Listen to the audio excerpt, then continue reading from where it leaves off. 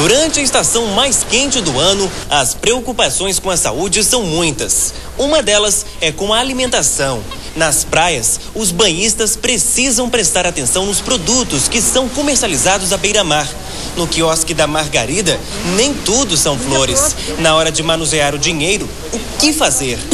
A gente pega o dinheiro, lava a mão. Às vezes, quando não dá tempo, às vezes é meio apurado, né? Porque eu trabalho sozinha aqui em cima, né? Agora com o marido ainda com a mão machucada, então fica meio complicado. Mas a gente tá sempre lavando a mão. Tem um baldinho ali com água, tá sempre, sabe, lavando. Segundo esta nutricionista, no verão, os cuidados com a comida devem ser redobrados. Não só na rua, mas também em casa. Na geladeira, por exemplo, os alimentos precisam ser distribuídos de acordo com o prazo de validade. A parte superior é destinada para os frios e derivados do leite. Nas prateleiras do meio devem ser colocados os produtos em conserva e os alimentos que sobram do almoço. Já na parte inferior, próximo ao gavetão, devem ser colocadas as frutas e as verduras, todas lavadas e embaladas. Já a porta é o lugar ideal para a água e para os sucos. Ovos, nem pensar. O maior erro é colocar os ovos na parte da porta, né? Que é a parte que é menos refrigerada e tem mais contato com o ar externo. Então, por mais que as fábricas de geladeira já fazem o local na porta, esse não é o correto. O correto seria colocar num potinho dentro da geladeira. Ainda de acordo com a especialista, doenças como a intoxicação alimentar são mais comuns nesta época do ano por causa do calor. Aumenta sim por causa da temperatura, porque as bactérias elas gostam de calor e umidade. O que pode acontecer com a pessoa caso um produto passe da validade? Então, ela pode ter uma infecção alimentar que causa náusea, dores de cabeça, vômitos, diarreia. Por isso, para garantir um verão saudável, conserve os alimentos e os mantenha refrigerados. Muito legal. Pois é, gente. O excesso de sol e a má conservação de alimentos tem levado muita gente à busca de ajuda médica para resolver problemas de saúde. Febre, dores abdominais, diarreia e vômito são características das mais famosas viroses aí, bactérias que estão surgindo agora, né? Para falar um pouquinho mais sobre essas doenças, eu já estou aqui com o Dr. Rogério Nadim Vicente. Seja bem-vindo. Obrigada aí pela presença aqui no programa, né? Bom, ali na reportagem a gente viu o exemplo típico, né? A má conservação dos alimentos. Isso pode ser a causa do tal surto. Eu nem sei se eu posso falar dessa forma, mas tá acontecendo um surto agora? A galera tá voltando das praias.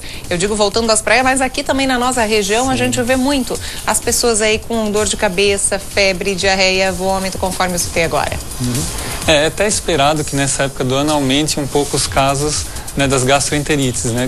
Gastroenterite é a doença que tem esses sintomas: náusea, vômito, diarreia, né? Algumas vezes com febre associada, dor de cabeça, dores no corpo, né? Que são causadas por vírus, bactérias, protozoários, né? Esse aumento de casos nessa época é principalmente em função de bactérias e toxinas, né? Pela má conservação de alimentos, mais tempo exposto ao calor, né? Mais calor, menos tempo de refrigeração dos alimentos, algumas vezes que acontece, prolifera às vezes bactérias nos alimentos, toxinas, e ao ingerir essas toxinas acontece esse quadro que a gente citou, né? Por isso, como a gente sempre fala, a higiene, conforme foi citado ali na reportagem, super importante, a boa conservação do alimento. A gente até uma vez entrevistou aqui no programa o Dr. Bactéria, a importância ali que ela falou dos ovos não ficarem na portinha da geladeira, ficarem ali na prateleira do meio. Outro fator importante também, você sempre lavar as frutas antes de colocar na geladeira. O próprio Dr. Bactéria falou aquela vez que a fruta tem uma propriedade, eu não sei, enfim, que se fica fora da geladeira e você lava, capta para dentro da fruta bactérias, vírus, enfim, né? Vários esses males aí que acometem a gente. Por isso você lava antes e aí sim coloca dentro da geladeira. Algumas dicas que são importantes até para você evitar esse tipo de doença. E assim, se você aí de casa tiver alguma dúvida com relação a esse assunto que a gente está comentando agora, essas viroses que estão atacando tanta gente, pode ligar para cá, tá? Esclarecer essa sua dúvida. O nosso telefone é o 3340-0070. Doutor, a gente pode dizer que é o surto ou tá igual aos outros anos? Ou esse ano tá mais mesmo? Não, tá igual aos outros anos. É assim, essa época, assim como agosto, setembro, são meses que aumentam os casos de doenças respiratórias, né? As gripes, resfriados. Janeiro e fevereiro são os meses em que normalmente acontece acontece um aumento dos casos de gastroenterite. Né? Assim, então... eu posso dizer, doutor, eu sou um exemplo claro, ele mesmo, o próprio doutor Rogério me atendeu, eu estava mal, peguei uma virose feia na praia, e o engraçado, digamos assim, vou dar o meu exemplo, até para o pessoal de casa se identificar, várias pessoas da família, uma ou duas, ou no máximo, o meu foi o caso, 4 pessoas pegaram essa tal virose e as outras não pegaram. Por que isso? Tem a ver com o estado imunológico? A pessoa que está mais estressada, mais fraca é a que pega? Tem um pouco de relação com o estado imunológico, mas o principal é o contato com o agente causador. Então, existem diferentes modos de transmissão. Então, uma delas é o alimento contaminado, outra delas, aí no caso das viroses, é até secreção respiratória, pode passar. Né? Pode Contato passar de um para o outro, então? Pode passar de um para o outro. É que depende do agente causador.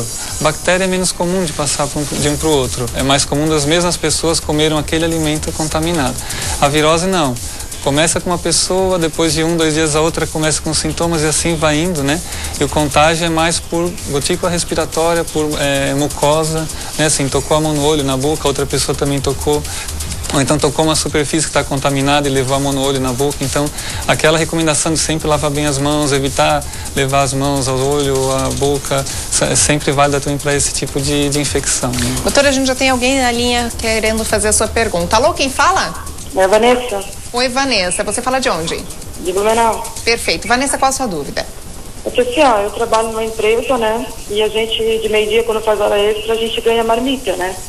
E a minha irmã comeu e passou mal, foi pro hospital. Daí eu queria ver se tem problema agora comer isso agora no verão. As marmitas, as famosas marmitas. Perfeito. E aí, tem que ter um cuidado com as tais marmitas? Com certeza, é sempre importante saber a procedência do alimento que você está ingerindo, né? É muito difícil você estabelecer uma causa direta, né? Ter certeza que essa marmita foi que causou esse problema, né? Não tem um exame, alguma coisa que você faça que vá dizer com 100% de certeza. Mas principalmente se as mesmas pessoas que ingeriram aquele alimento tiveram sintomas assim em tempos iguais, né? Comeram hoje, depois de 12 horas, as mesmas pessoas apresentaram sintomas semelhantes. Aí é um caso de intoxicação alimentar, né? Normalmente. Pois é, a intoxicação, esse é um outro detalhe, porque assim, muitas pessoas também acham que pode ser da tal intoxicação. Quais são os primeiros sintomas da intoxicação? E é verdade que em algumas pessoas fica incubado, digamos assim, não se apresenta nas primeiras horas, pode se apresentar dias depois? Isso é assim, depende do agente causador. Então, vamos supor que tem lá uma maionese que está mal conservada e uma bactéria acabou se desenvolvendo ali e ela produz, às vezes, toxina. Então, a pessoa que ingeriu isso, em torno de 6 a 8 horas, tem um quadro, que o quadro é semelhante para todas, tá? Então, depende, às vezes, da intensidade, mas assim, da toxina 6 a 8 horas começou com um quadro. Então, normalmente é toxina, não é nem infecção da bactéria, é uma intoxicação alimentar. E pode vir depois mesmo? Se por exemplo a pessoa ingeriu, não tinha tanta toxina, mas a bactéria tinha muita bactéria, um outro tipo de bactéria que é mais comum, né? Salmonella, por exemplo, tem alguns tipos específicos. Então às vezes começa com sintoma 24 horas depois, é porque é o tempo que a bactéria se instalou no organismo, se proliferou e começou a causar infecção. Então depende do agente causador, pode levar mais tempo ou menos tempo. Por isso que em algumas pessoas vêm antes e outras vêm depois, aí pode ser sim uma intoxicação alimentar. Qual a diferença da bactéria e da virose? O vírus é um micro-organismo mais simples, né? Só tem o DNA e uma cápsula de proteína. E o vírus ele só se reproduz no organismo humano ou em outros organismos que ele infecta, né? Então, clinicamente não tem muita diferença, tá? O que pode ter diferença do vírus para a bactéria é que na infecção por bactéria muitas vezes acontece sangue na diarreia, muco na diarreia, que nem um catarro ali junto, né? No vômito também? No vômito não tão comum, mas assim, vômito com sangue já é outra coisa. É na diarreia mesmo, né, quando é bactéria. E não é toda infecção por bactéria que vai dar sangue, né, assim.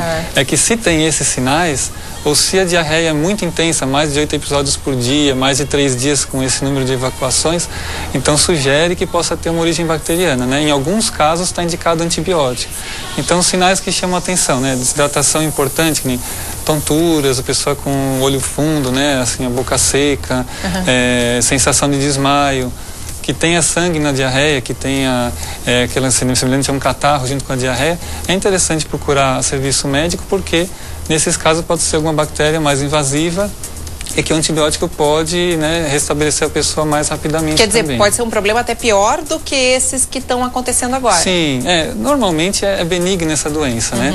Vai durar ali de 3 a 7 dias, eventualmente a diarreia pode durar até 14 dias, né, diarreia aguda, mas assim, normalmente a pessoa se só reidratar, né, tomar bastante líquido, ou então soro de reidratação oral, que vende nas farmácias, ou até aqueles outros as bebidas que tem eletrólise, isso, exatamente. São suficientes para resolver o problema. O próprio organismo vai se recuperar da infecção. Aí é esperar passar, né? Esperar já temos passar, mais uma ligação. Alô, quem fala? Oi. Quem fala? É Gorete? Oi, Gorete. Você fala de Blumenau também? Blumenau também. Perfeito, assim, sua dúvida. Eu vim da praia no domingo, né? E passei muito mal à noite, sentindo dores no corpo. E começou com diarreia e muito vômito. E, assim, eu na segunda estava bem ruim. E até achei que podia ser uma virose, mas o meu marido achou que não, porque eu não tinha febre. Não tive febre, mas senti muito frio. E então assim, daí comecei uma dieta já, né, cuidar e tomar o soro, melhorei. Ontem eu já estava bem melhor, hoje começou de novo. Bem-vindo ao time. Aí é que tá, a sua dúvida é muito frequente. Muitas pessoas, Gorete, estão exatamente assim que nem você. Vamos esclarecer aí a dúvida da Gorete. Esse vai e vem, achando que tá melhor, aí depois vai à praia e depois piora, ou nem fica em casa, enfim, de repouso. Algumas coisas podem fazer piorar, né? Assim, por exemplo, pessoa que vai ingerir muito leite, né? Então, assim, na gastroenterite tem uma alteração da mucosa ali do intestino, né? Então, a pessoa normalmente tem uma intolerância maior ao leite, né?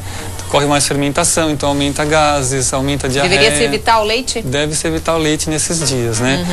Alimentação mais gordurosa também deve ser evitada, né? Diminui a absorção de gorduras no intestino, então também aumenta a chance de piorar a diarreia. Coisas muito doces, chocolates, também é bom que se evite, né? Porque são todas coisas que podem piorar. Então o problema pode estar na alimentação, né? Ou eventualmente o próprio quadro pode ter uma certa intermitência, né? Tem alguns dias de melhora, piora. No geral, em 7 dias, 10 dias no máximo, está resolvido. Então, Gorete, daqui a pouquinho você já está melhor. Aguardar um pouco, né? Se não tiver nenhum sinal de alarme, Exato, eu fiquei na mesma. Achei que já podia ir para a praia, depois só piorei. Só para a gente saber, doutor, também uma outra coisa que é interessante, o fato de a dor no corpo sem ter febre, só dor no corpo, sem ter vômito, sem ter diarreia, dor no corpo e dor de cabeça, também pode ser uma virose? Pode, né? Virose é um termo genérico para uma infecção viral. Então, existem vírus que vão causar gastroenterites, né, que é o assunto que a gente está discutindo, vírus que vão causar resfriados, né, e assim por diante, né. Tem vírus que pode causar meningite. Então, todo sintoma de infecção tem alguns sintomas que são gerais para qualquer infecção, né. Qualquer uma dessas infecções pode ter um pouquinho de febre, dor no corpo, né, que é aquela dor muscular normalmente, ou dor de cabeça, né, a pessoa fica inapetente, fica indisposta. Então, são sintomas gerais, né. Você não consegue dizer de onde está a infecção exatamente, mas eventualmente uma virose pode causar, né? Seja qual for o vírus, ele pode causar esses sintomas gerais. Pode vir do mar? Da água do mar? Da água do mar não, mas de água não tratada pode ter infecção não viral, é mais comum ser por protozoário. Tá, então pra gente assim, dar o final para todo mundo, a finalização desse nosso bate-papo aqui, prevenção principal e também o tratamento. A prevenção é cuidado com os alimentos, né? Acondicionar sempre o alimento num refrigerador, não deixar ali depois de comer, ou se vai ser reutilizado, não deixar, né, assim, sem a conservação adequada. Sempre lavar bem as mãos antes de alimentar, depois do banheiro, medidas de higiene habituais, né? Evitar contato com quem sabidamente está com diarreia, né? Assim, o contato que eu digo é proximidade menor que 1 metro, né? Assim, contato de mucosas, esse tipo de contato que tem que ser evitado, né? E tomar água só filtrada ou água tratada, né? Esses são os cuidados principais para evitar a gastroenterite. E o tratamento, enfim, para quem vai para o hospital, vai lá no soro. Normal, pode-se fazer o soro caseiro, vamos dar a medida do soro caseiro, como é que é? Sim, normalmente uma colher e meia de chá de sal para 4 colheres de açúcar num litro de água. O ideal é que seja o soro que é vendido em farmácia ou o soro que é distribuído em postos, porque eles têm alguns componentes que o soro caseiro não tem. Mas, né, se faltar isso, pode ser feito soro caseiro. O isotônico ajuda também? Isso. Repor em soro caseiro, ou nesse tipo de soro, o equivalente ao que você perde de líquido na diarreia ou no vômito. E além disso, bastante água e suco, né? Não é só para tomar esse tipo de bebida, né? Tem que tomar os líquidos também que não tenha eletrólitos, água, suco. E evitar o leite por causa da gastroenterite, evitar os chocolates e doces nessa coisas época. gordurosas, isso, exatamente. Perfeito. Doutor Rogério, muito obrigada.